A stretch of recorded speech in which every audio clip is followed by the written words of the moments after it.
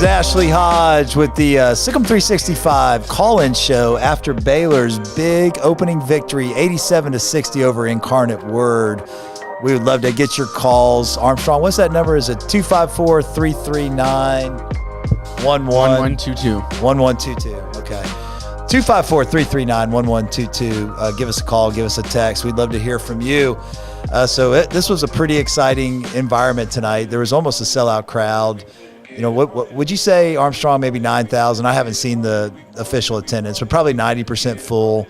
And, yeah, and I mean, it was a great atmosphere. They dropped the banner. The banner looks great. They gave the rings out to the managers and to the team and to all the coaches. I know the coaches already had the rings. They were using them during recruiting for recruiting purposes. But the pregame ceremony was cool. Macy O'Teague was in the house. I missed his introduction. Had to step away for a second. But good to see a lot of the former guys come back. Jackson Moffitt and Mark Patterson, came back and they got rings. All the players that were on the team last year got rings. And then we got to see some new guys tonight. We got to see James Akinjo, his first game as a Baylor Bear. I thought he had a really solid game. He's 10 points, 6 assists, really controlled the pace of play well, made some really good, smart basketball decisions, made a three. A little rusty. I mean, I think he's going to get better as he gels with these guys. Adam Flagler's back from an injury. You could see that he was wearing that like soft cast on his left hand, his offhand, not his shooting hand. But he played pretty well in 21 minutes.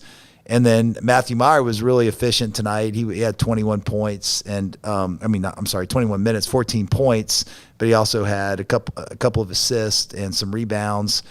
And I thought Flo did a good job in the paint like he normally does. LJ Cryer came off the bench, scored 13. Jeremy Sohan off the bench at 10. Kendall Brown, man, that guy is super athletic. We got something special there. He started. It was a little bit of a surprise. I thought they might go with the experience, but Jonathan, I know, is a guy that gives energy off the bench, and I know Scott Drew always loves to have that guy that comes off the bench, that's really energetic, and Jonathan showed that again tonight, 10 rebounds. So overall, very impressed with the performance. For the fact that they have not been playing together, they're just getting their chemistry together. And, I thought it was a really good overall first night. And as I say all the time, you can't go you can't win 47 in a row or 46 in a row till you win 8 in a row. So beat Nicholls State. That's next on the schedule Monday, like a matinee game, noon. 11:30, I think 11:30 tip, something like that, or 11 a.m. tip. So that's like the going to school game. All the kids are going to be out there. So we'd love to hear from you. Give us a call, 254-339-1122. We got anything loaded up, Armstrong, yet? Not yet. Not yet, okay. Armstrong, what were your thoughts? Give me some of your takeaways from the game tonight. I thought we looked weak on defense. Yeah, the defense needs help. A lot of holes. Yep. It looked like a bunch of there were some good plays. I would be interested to see how many transition points we had. Yeah. Because we seemed to be really good on the transition from what I noticed. Right. Scored a lot. They were getting like a little too flashy for they were trying some things that maybe they shouldn't have been trying given how they were not playing incredible. Right.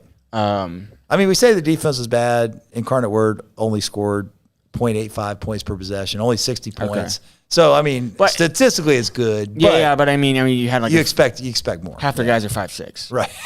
So they had some good 3-point shooters, man. They did. They actually made 42% of their threes, and a lot of them came like at the end of a shot clock where they made that fourth or fifth pass in a possession. But there were a few times where I thought, especially the freshmen, not to be too harsh, but they gave a little bit too much space. Like Kendall Brown particularly didn't close out well on a couple of three-pointers, I thought. Matt, I think, had that happen one time, fouled on a three-point shooter. You don't want to see that. You definitely don't want to foul a three-point shooter. But it's, again, the chemistry's not there. I actually expected the defense to be better and the offense to be not as good as it was tonight. That was kind of my expectation coming into the game. But I thought the offense was solid. We'll see when we play better competition. It's all going to build up to Stanford. Stanford's going to be a tougher match. Not to disrespect the two opponents we got coming up, but Baylor's expected to win those games comfortably. And then Stanford will be the real first test of the season next Saturday, the 20th. I think it's a noon game.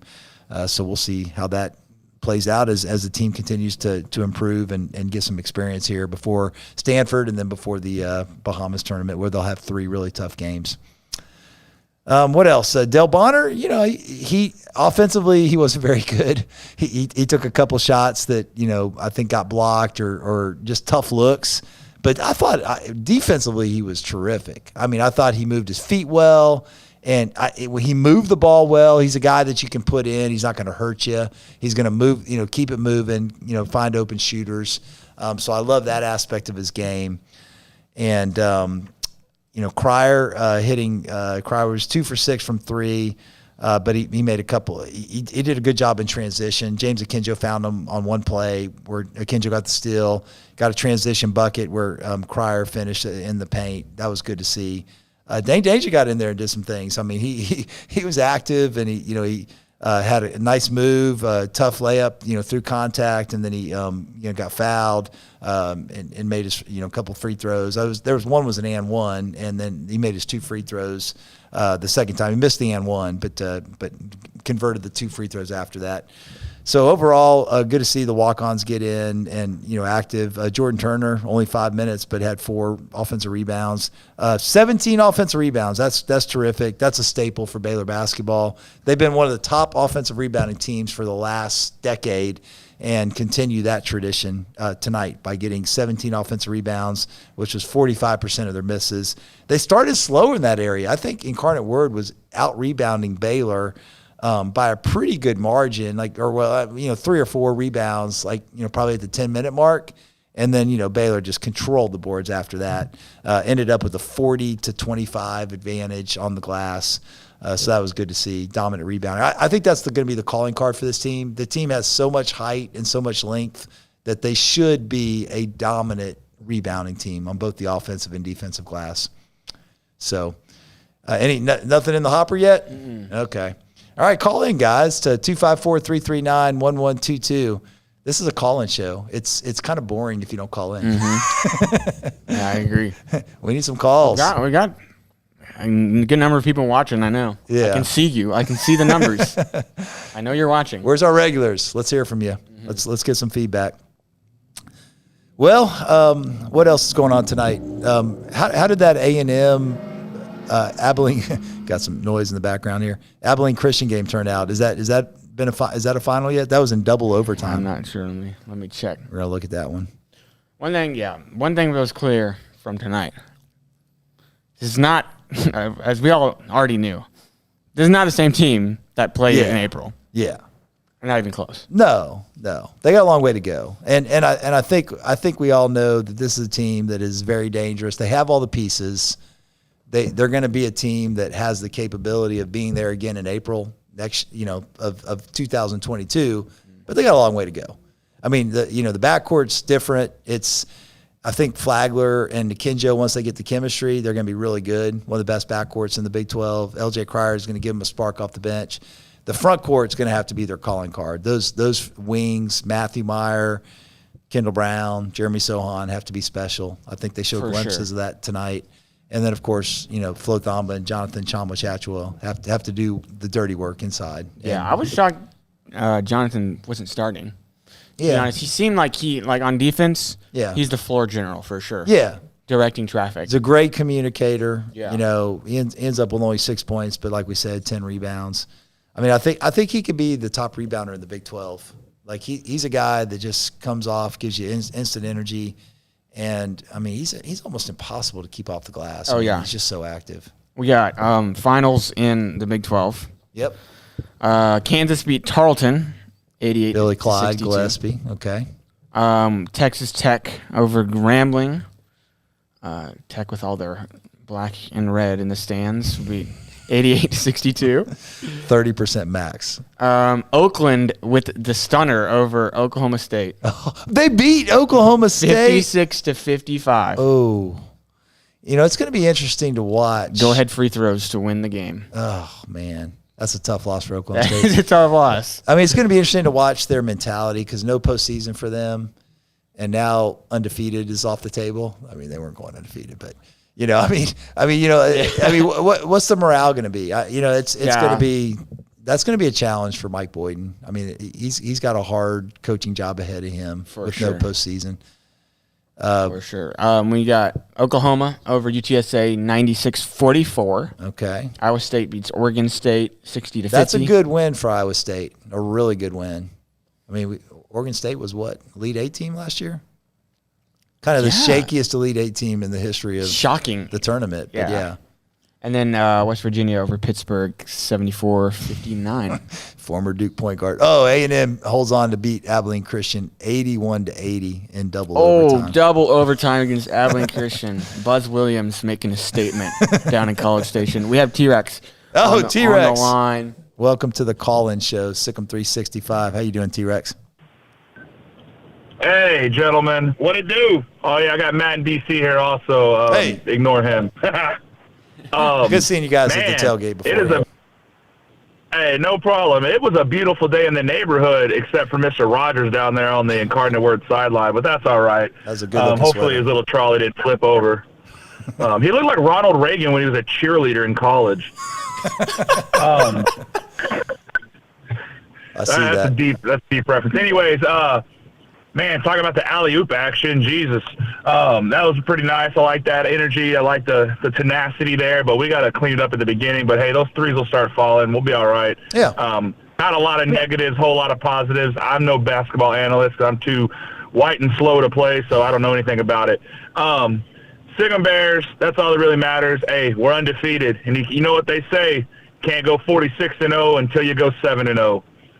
That's right, baby. That's right. I mean, it is impossible. It is impossible to go 46-0 without going 7-0. That is a good point. And only 10 turnovers. Only 10 turnovers on the night too. So I mean, and really, I think most of those turnovers came late in the game when the walk-ons got in, or they got a little sloppy. I think they were at 4 or 5 with the 4-minute mark, if I'm not mistaken. So they got 4 or 5 turnovers after that. At the end of the game, but yeah, I mean, overall, I'm happy about the outcome, and they just need to keep improving and always, you're playing against yourself. Your standard, you're not playing against the opponent as much as you're playing against the standard, because tougher competitions ahead. I mean, we got Villanova, we got Oregon on the road, we got Alabama on the road, we got the Bahamas tournament. Obviously, Stanford's going to be a tough game. So, there's some tough opponents in the weeks ahead, and I like how this season's going to build up to that. It would be tough to play those teams right out of the gate, but to build up to that, I think is going to be a lot of fun. Oh, yeah. My only other observation is that I think Danger put on a few pounds when he had that boot on all last year, so we need to get him on a treadmill. He's got to get a little looser uniform. Yeah, the uniform is a little tight on 3 sizes. It looked like me out there.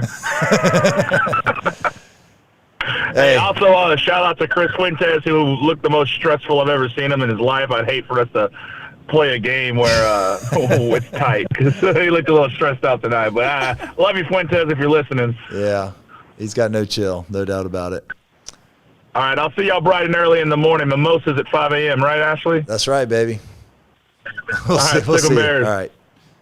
Thanks, T-Rex. Appreciate the call. All right, we got another one on the line. We got Nick. Nick? Nick, is it Nick or Mick? Yes, Nick, N-I-C-K. Hey, what's going on? How you doing? Welcome to the Postgame Callin Show. Thanks very much. I've enjoyed being a member of Sikkim 365 here for a while, and enjoy all your shows. Thank you. I just really was impressed with the athleticism of Sowen and Brown. Yeah. Watching them play, as young as they are right now, it was really impressive. We have some great length this year. It seems to me that the athleticism's a lot better. It's always nice to as they go down the court to think, well, either Davion or Jared's going to drop a 3 anytime they want to, and we're going to just start rallying up. But the athleticism is I think, a lot better. And as we get a little bit longer into the season, Cryer and Flags and Myers, their 3 points will drop a little bit. more than we've seen. I think that's going to help us as they grow and develop. The other observation, Kenjo wasn't as impressive as I wanted him to be tonight. Maybe he's finding a spot. Right. But I hope he does feel that as it goes along. And my last observation is I agree about the uniforms. Danger reminded me a lot of Chris Farley in his in his uniform tonight. But size too small. Yeah. You can see the talent there. So yeah. I'm really encouraged about another great season. Thank you for the call. Those are some great thoughts. I think this team reminds me a lot of some of the Florida State teams that have made deep runs in recent years. I mean, that length. I mean, it's the front court is just loaded with guys. I mean, and even you bring like Loveday and Danger off the bench and Turner, but those five that play a lot, Sohan, Brown, Thamba, Chichachua, and Meyer, I mean, those guys are all long. They're all over 6'8", 6'9" guys, and 7-foot wingspans, most of them. I think Meyer's maybe an inch shorter than 7 foot, and maybe Kendall Brown is 6'11" too. But I mean, to your point, I mean, the athleticism, the versatility, and those guys can guard on the perimeter. Now, they need to tighten some of those, their defensive rotations up. But, I mean, Flo, blocked 2 shots tonight, which was great to see, or 3 shots, and then Jeremy blocked 2.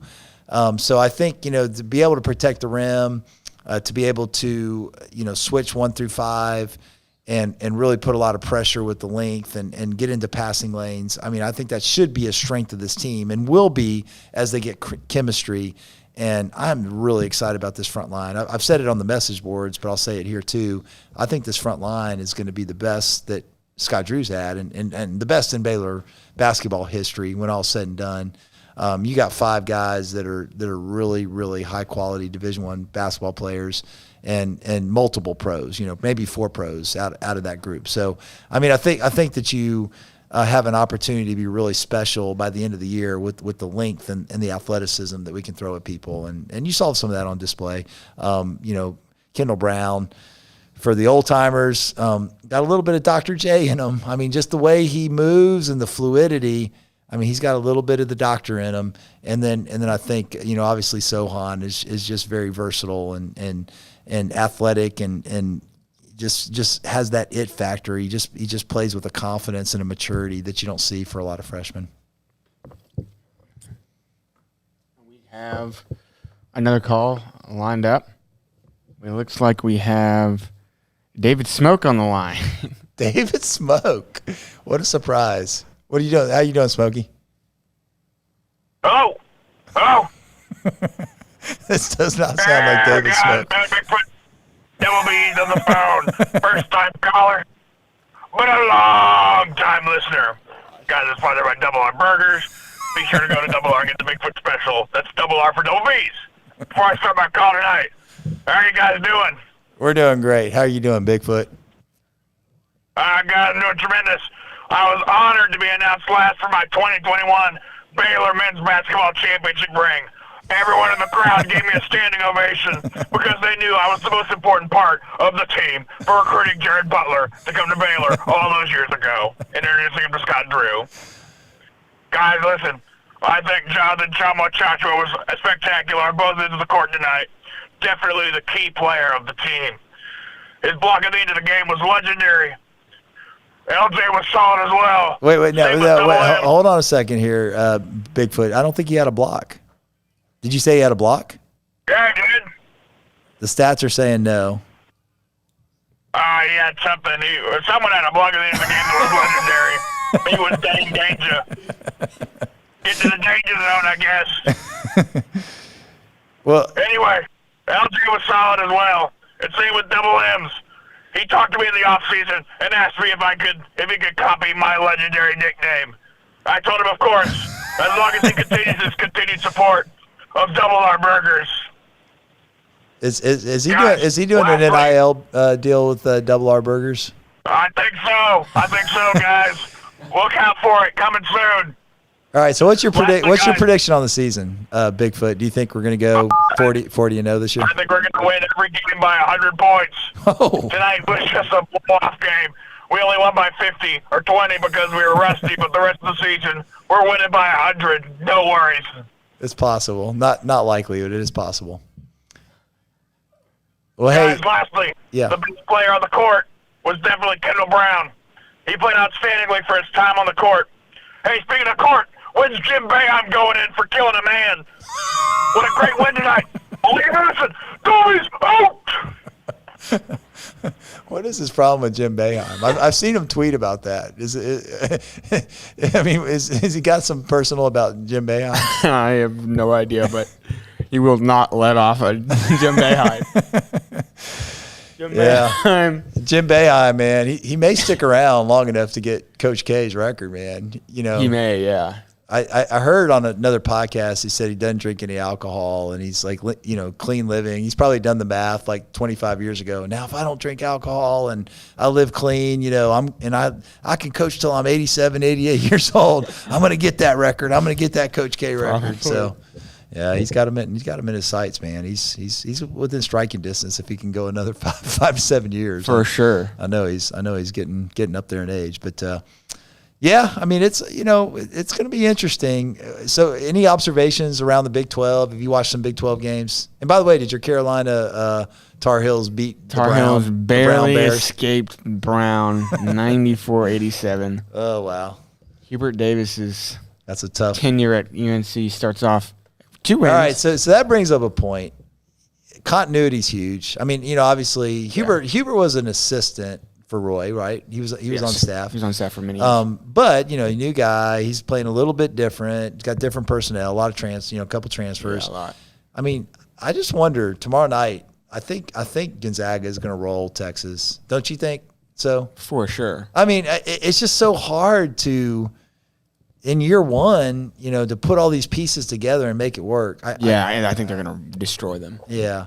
Now I predicted, you know, Baylor, Kansas are going to fight it out for the top 2 spots in the league.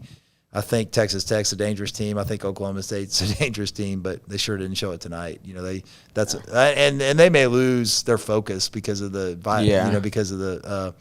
postseason ban. But you know, so Texas may end up finishing 4th or 3rd in the league. But I do not think they are a threat to win the league. I just think it's crazy how people have elevated, put the Chris Beard halo effect. I mean, Chris Beard, like the last 2 years, Texas Tech was a top 15 team preseason, and they ended up going 18-18 in the Big 12. So I don't know. It baffles me. I mean, I guess if you go to the national championship, and maybe Scott Drew's getting that benefit of the doubt this year, which he should. Yeah. But the roster's good. I mean, the roster looks great on paper. But it wasn't the Texas Tech team that went to the championship. I mean, 2 different things. Yeah. When you look at that team, and it was just kind of like, oh my gosh, I can't believe we're here. Yeah. Or it's Scott Drew's team last year, completely front runners the whole season. Yeah, no doubt that they're the best that team. Tech team was the Big 12 champs, but they were also in one of those tweets that McGuire was referencing. You know, when they came to town twice with top 10 teams in Waco. And you know, Scott Beard's Chris Beard is 3-7 against Scott Drew, but he's never beaten Scott Drew in Waco. And you know, so each of those top 10 teams they brought in here, and they did bring some contingent of Tech fans, maybe 25-30% of the crowd. But you know, they lost each of those times, and even that team that won the national championship lost in Waco, I think by 9 points or 11 points. But so.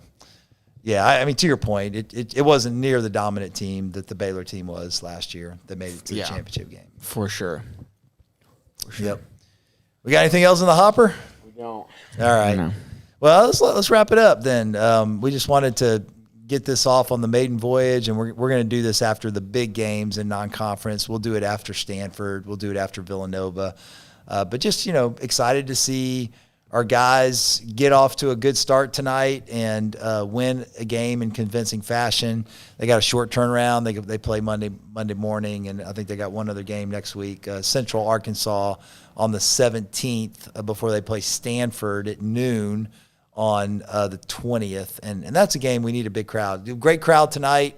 Good to see, for obvious reasons. OU game football game tomorrow, but also the banner and ring ceremony. But we need a big crowd for the Stanford game as well.